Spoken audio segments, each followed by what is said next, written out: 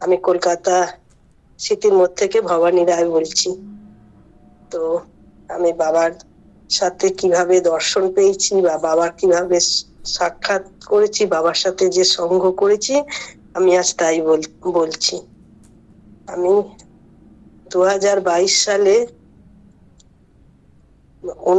মানে জুলাই মাসে আমার এক বন্ধু আছে, বরানগর মিউনিসিপ্যালিটিতে থাকে, স্বপ্না অধিকারী। ওনাকে বলি যে আমি একটা দীক্ষা নেব, তো বেলুড় মঠে গিয়ে দীক্ষা নেব। কারণ আমি পুজো আচ্ছা করি, মন্দিরে যাই, দীক্ষা নিই। তো দীক্ষা ছাড়া যে আহ ভোগের ভোগের পূজা আচ্ছা ভোগ করা যায় না সেটা জানতাম না। তো 21 সালে কালী পুজো করতে গিয়ে বা জানতে পারলাম, একজন বলল যে ভোগ করা যায় না দীক্ষা না হলে। তো আমি সেটা টোটালি ভুলে গেছিলাম। তা জুলাই মাস করে আমি তাকে বলি যে আমি দীক্ষা নেব। তখন সে বলল যে না, আমরা বেলুড় মঠে নেব না, আমি আমার মামার বাড়ি বা আমার মামাতো বোন বেহালায় চৈতালি চ্যাটার্জি থাকে, ওরা সব দীক্ষা নিয়েছে এরকম গুরু বাবা শিবানন্দ ব্রহ্মচারীর কাছ থেকে। তো আমাকে বললো যে ওনার বয়স হয়তো 116-17 হবে। তা ওনার সম্বন্ধে কিছু বললেন। আমার তো শুনি একটা কিরকম মনে এলো। তো আমি ভাবলাম যে আমি ওকে জিজ্ঞেস করলাম যে উনি এখনো জীবিত আছেন? বলছে হ্যাঁ, তো জীবিত আছে। উনি ভালোই জীবিত, সুস্থ। এবং আমি 17 সাল থেকে চেষ্টা করছি। তো এখন বেনারসে থাকে, প্রবীণনগরে। আমি গিয়েছিলাম, আমি সে দেখা পাইনি। আর উনি গিয়েছিলেন 20 সালে, তখন বাবা অস্ট্রেলিয়ায় ছিল। তো আমরা তো পাইনি। তো এখন তাহলে তুমিও বলছো, চেষ্টা করো, আমরা দু বন্ধু মিলে নেবো একসাথে। তো আমার স্বামীকে বলি, আমার স্বামী বলে যে আমিও নেব। তো তো সেই সূত্র ধরে যোগাযোগ করতে থাকি। তো এখন যোগাযোগ করি। তা তারপর একদিন আমার চৈতালি চ্যাটার্জিকে বলে, তো চৈতালি চ্যাটার্জির সাথে আবার এনসি বিশ্বাসের যোগাযোগ আছে। উনি আবার সব কথা বলে ওনাকে বললেন যে ঠিক আছে, যে কাছে পিঠে এলে জানানো হবে। তো হঠাৎ আগস্ট মাসের 9-10 তারিখ করে যে সে বললো যে এখন বাবা বনহুগলি সিদ্ধারেতে অসীম পাইনের বাড়িতে বাবা আসবেন এবং 13ই আগস্ট আসবে, 14ই আগস্ট দীক্ষা দেবে। তো আমরা শুনে তো দীক্ষার যা লাগে তো সেই সব আয়োজন করে ব্যবস্থা করি। তারপর সেই সময় অবশ্য আমার স্বামী একটু ভেলোরে গিয়েছিলেন আমার ভগ্নিপতিকে নিয়ে। তো তিনি উপস্থিত ছিল না। তো আমি ওকে বললাম যে এরকম বাবা আসছেন, গুরুদেব আসছেন, তো আমি দীক্ষা নেব, একসাথে নিলে ভালো হয়। তো বললো যে না, তো এরকম মহান ব্যক্তি আসছে, তুমি একাই নিয়ে নাও, আমার যখন সুযোগ হবে আমি নেব।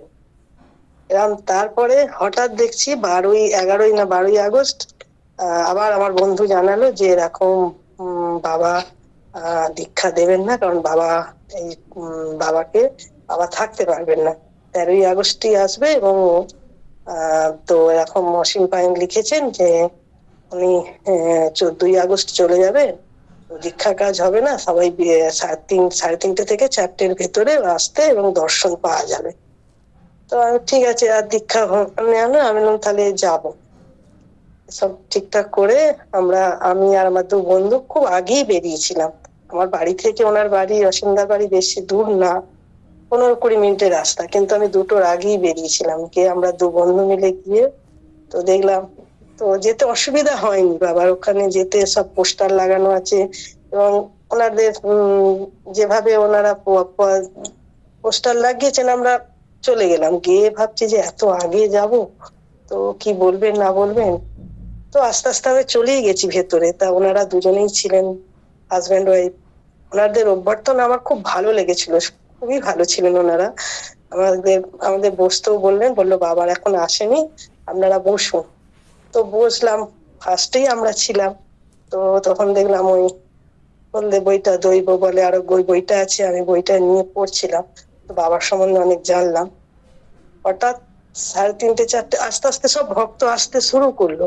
হঠাৎ দেখি বাবা এলো। বাবা কিভাবে এলো আর কিভাবে ওখানে আসনে বসলো সেটা আমি না বুঝতেই পারলাম না। আমি ভেবেছিলাম যে হ্যাঁ, আমি ওনার পোশাক দেখেছিলাম, ওনার সম্বন্ধে শুনেছিলাম, কিন্তু আমি ভেবেছিলাম যে উনি এত বয়স হয়েছে, হয়তো একটু এ করে চলবেন। ওনার চলা হাঁটা আমাকে যেন একটা অদ্ভুত লাগলো। আমি দেখে ভাবছি যে আমি কাকে দেখলাম, কি দেখলাম।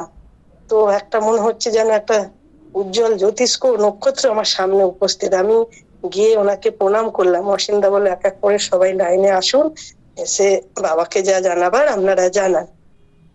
তো আমি ওনাকে দেখে আমি যে দীক্ষা নেব আমি সেটাই ভুলে গেছি বলতে। আমি শুধু প্রণাম করলাম আর বললাম মনে মনে যে আপনি আশীর্বাদ করুন, আমি যাদের নিয়ে থাকি বা যাদের সাথে সঙ্গ করি, বা আমার বাপের বাড়ি, শ্বশুর বাড়ি, আমার মেয়েরা, যে বাবা আমাকে আশীর্বাদ করুন, তারা যেন সবসময় ভালো থাকে, আমি যেন তাদের কর্তব্য করতে পারি, এটুকুই যা বললাম। তো আমার বন্ধু পাশ থেকে বলছে যে যখন মানে আমার প্রণাম হয়ে গেছে, যাবো, বলছে তুমি দীক্ষার কথাই বললে না। তখন আমি আবার খুব আস্তে আস্তে বললাম যে বাবা আমি দীক্ষা নিতে চাই আপনার কাছে। তো এতটাই আস্তে বলছি, বাবা শুনতে পায়নি। তো অসীমদা আমাকে বললেন একটু জোরে বলুন, বাবার বয়স হয়েছে তো, বাবা শুনতে পাচ্ছে না। তো আমি বলতে আবার অসীমদা বুঝিয়ে দিলেন যে উনি দীক্ষা নিতে চান। বাবা তখন বললো যে না, এখন তোমার দীক্ষার সময় হয়নি, তুমি এখন দীক্ষা নিতে পারবে না। তো আমি সরে গিয়ে বসলাম। তো আমার মনে মনে তখন ভাবলাম যে আমি দীক্ষা নিতে পারবো না, আবার এই সামনে পুজো, তো আবার আমাকে পুজোতে ভোগের লুচি টুচি করতে পারবো না, আমি খুব চিন্তিত। তারপরে এক এক করে দেখলাম প্রায় 7-8 জন হয়ে গেছে। তখন আমার বাবা অসীমদাকেই বললো যে হ্যাঁ, ওনার দীক্ষা হবে, তবে এই মুহূর্তে না। তো আমার শুনে তখন আমি যাক কিছুটা একটু আনন্দ হলো। আমি দাদাকে বললাম আমি এখানে বসবো, বাবা যতক্ষণ থাকবে একটু বসবো। বললো হ্যাঁ, আপনি বসতেও বসবেন, আপনি বাবা থাকুন, বাবার কথা শুনুন, মানে একটু দূরে বসুন, আপনি ভোগও পাবেন, বাবার প্রসাদ পাবেন, আপনি বসুন। তো আমি দেখলাম এক এক করে সবাই মানে আসছে, প্রণাম করছে, তারপর মিডিয়া এলো, বাবা জামা টামা খুলে ফটো তুললো। আমার এতটাই অদ্ভুত লাগলো যে এই বয়সে একটা এত সুন্দর মানে ফিটনেস, আমরা তো এসব ফিটনেস আমরা তো কিছুই করতে পারবো না। তো যাই হোক, আস্তে আস্তে বাবার সমস্ত দর্শন করলাম। করে বাবার যতক্ষণ ছিল আমিও ছিলাম সেখানে থেকে। তো বাবা যখন উঠে হাঁটা চলা করছে, আমি আমার ফোনটা খুলে ভিডিও করছিলাম, কিন্তু আমি করতে পারিনি। বাবা এত দ্রুত চলে ওপরে উঠে গেল, আমি সেটা মানে আমার ভিডিও ক্যামেরা অন করতে করতে উনি চলে গেলেন। আমার এতটাই ভালো লাগলো ওনাকে দেখে। তারপর আমি বুঝতে পারিনি যে যে বাবা কেন বললো আমার দীক্ষা নেওয়ার সময় হয়নি বা এই মুহূর্তে না।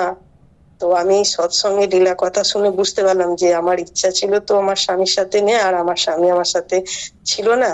সেই জন্য বাবা ওটা বুঝতে পেরেই আমায় বলেছিলেন যে তোমার এখন দীক্ষা নেওয়া যা হবে না। তো যাই হোক, দীক্ষা নেওয়া হয়নি। তো এইভাবেই আমার প্রথম দর্শন, বাবার সাথে আমি দর্শন পেলাম। তারপরে তো আগস্ট সেপ্টেম্বর মাস যায়, অক্টোবর মাসে কোজাগরী লক্ষ্মী পুজোর 2 দিন আগে আমার বন্ধু জানালেন যে এরকম নাগের বাজারে গণেশদার বাড়িতে, গণেশ ঘোষের বাড়িতে বাবা আসছে রাত্রি 9:30টার সময়। আমাকে ফোন করে বললো। তখন আমি বললো গণেশদার নাম্বারটা একটু জোগাড় করতে পারবে? তো আমি আবার অসীমদাকে কল করি যে এরকম আমাকে একটু গণেশদার নাম্বারটা দিলেন। বললো আমার ওয়াইফ খুব অসুস্থ। আমি বললাম যে আপনি কাইন্ডলি একটু আমার নাম্বারটা দিলেই হবে। বলতে উনি নাম্বার দিলেন গণেশদার তে। আমি গণেশদার ওখানে ফোন করলাম, ওনার ওয়াইফ ধরলো। আমি বললাম যে এরকম আমরা গিয়েছিলাম 13ই আগস্ট, তো আমার দীক্ষা নেওয়া হয়নি, বাবাও দিতে পারিনি, আমার স্বামীও উপস্থিত আছে আর আমার বন্ধুও, আমরা দীক্ষা নেবো, কবে নেবো একটু যদি জানাতে পারেন। বললো আপনি ফোনটা ধরুন, আমি বাবাকে জিজ্ঞেস করছি। তো বাবাকে জিজ্ঞেস করলো, বাবাকে সব বললো। বলার পর উনি আমাকে ফোন করে বললেন যে হ্যাঁ, বাবা কালকে 8টার আগে আসবে, সে আসুন, আপনি দীক্ষা দেবেন বাবা। তো আমি সেই সময় কি বলবো, বাবার আমার শুনে এতটাই আনন্দ, আমি কিন্তু কাউকে বলিনি, আমরা 2-3 জন আর আমার মেয়ে এদেরই বললাম। তো সেদিনকে তো আমার স্বামীকে বললাম, বললো তোমার নতুন জামা প্যান্ট বা থালা বা দীক্ষা নেয়ার গীতা এগুলো সব কিনেছো, আমার তো কেনা হয়নি, চলো বাজার যাই। বাজারে এত ভিড়, সে কি বলবো, সে দশকর্মার দোকানে ভিড়, কাপড়ের দোকানে একটাও খোলা নেই, একটা খুলে বা ওনার নতুন বস্ত্র নেওয়া হলো। তারপর আমি ওই দশকর্মার দোকানে, সে 40-50 জন লাইন, আমি সেখানে গিয়ে শুধু দূর থেকে বললাম আমার একটা গীতা আর একটা হর্তুকি আর একটা পইতে আমাকে দেবে না?